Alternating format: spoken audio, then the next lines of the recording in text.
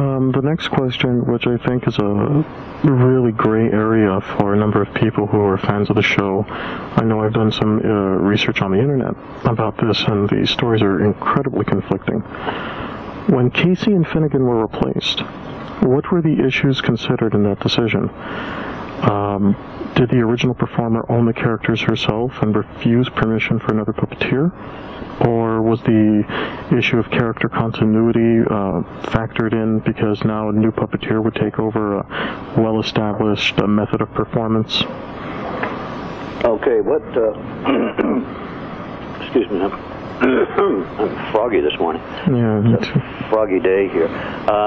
What happened was Judith Lawrence, who created Casey and Finnegan, and for the bulk of the shows up till the time she retired, she did all of the puppets, Casey and Finnegan, Aunt Bird, Alligator Al, and Hester the Witch.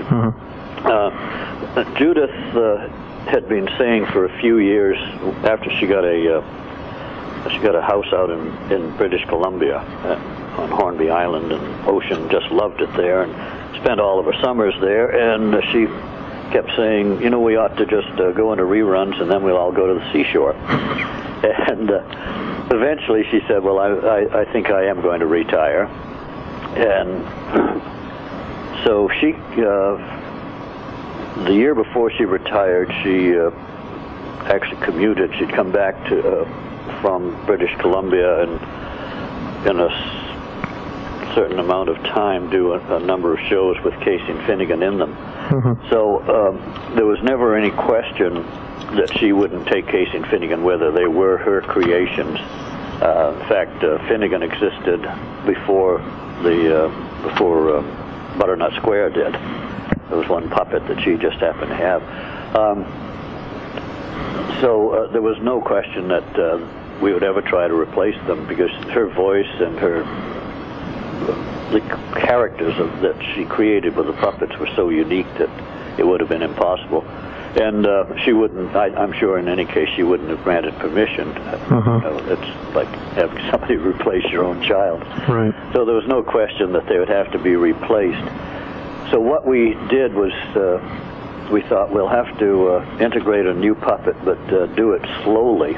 So we created the character of Truffles, was a little pink fluffy puppet. And we did that because we didn't want to have a little girl puppet or a little boy puppet, because that would be too much like Casey at the time. So we decided we would have a creature, and nobody would really know whether it was a boy or a girl or a space alien or what. So that was done deliberately? Yes. And so for a while we would have Truffles appear in shows where Casey and Finnegan were. And then we added another puppet. Chester the Crow was the next one. So we had Chester and Truffles, and then we'd do some shows with just Chester and Truffles and without Casey and Finnegan.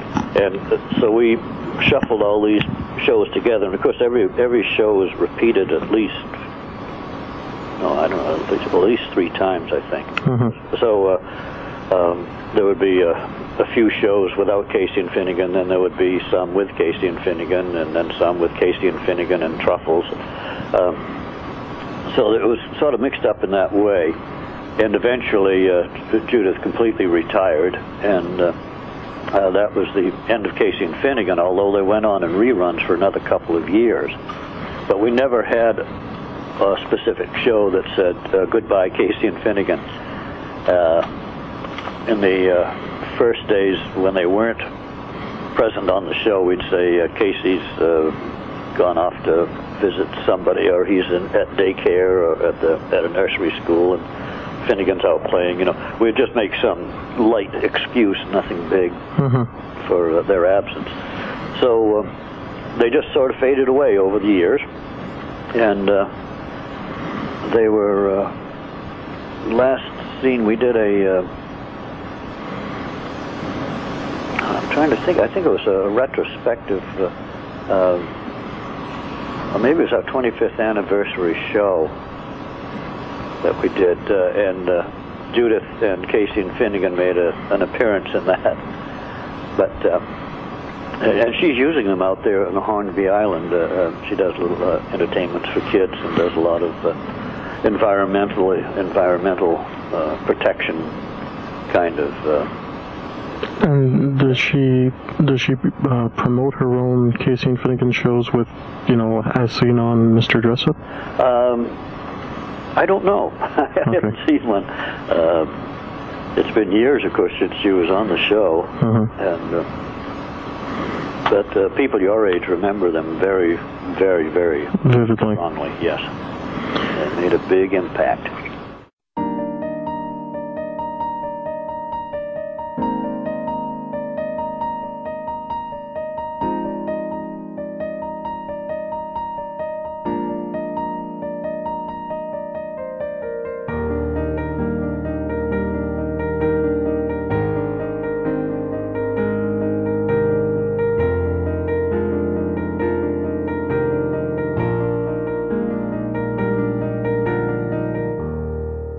A reading from A Good Book. Hi, I'm Stephen, and welcome to Frank Talks, a reading from. Today's reading comes from Mr. Dressup, Icon of a Generation by Claire Kaufman and Christian Arneson, excerpts from an article.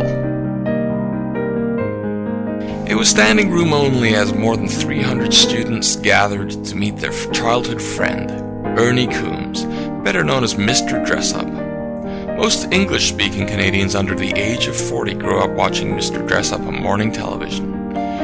During his visit to the pub, Coombs told the story of Mr. Dressup's creation. From his beginnings as a technician, set designer, and painter, Coombs came to Canada from the US in 1963 with his good friend, Fred Rogers.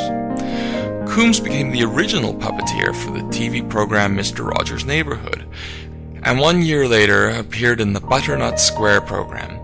This show later evolved into the well-known and much-loved Mr. Dressup Show. The original format, featuring Mr. Dressup, Casey, and Finnegan, lasted until the early 90s when puppeteer Judith Lawrence retired and new puppets Truffles, Annie, and Chester were brought onto the show. Unfortunately, the absence of Casey's family was never resolved, nor was it revealed why he lived in a treehouse in Mr. Dressup's backyard with his faithful dog Finnegan. Despite the incredible happiness felt by the majority of the crowd, some individuals were a little disappointed with the absence of Casey and Finnegan. These much-loved personalities were unable to attend, as they now live on Hornby Island in a suitcase. The much-loved Mr. Dressup and his puppet friends enjoy a mixture of stories, crafts, songs, drawing and dressing, and repeat performances of this perennial favorite. Daily, Mr. Dressup invites children into his creative world and makes them feel safe, important, and valued. Mr. Dressup teaches children about morality and tolerance and opens up a world of imagination for them to enter and explore. And that was an excerpt of Mr. Dressup, Icon of a Generation by Claire Kaufman and Christian Arneson. For Frank Talks, a reading from. I'm Stephen.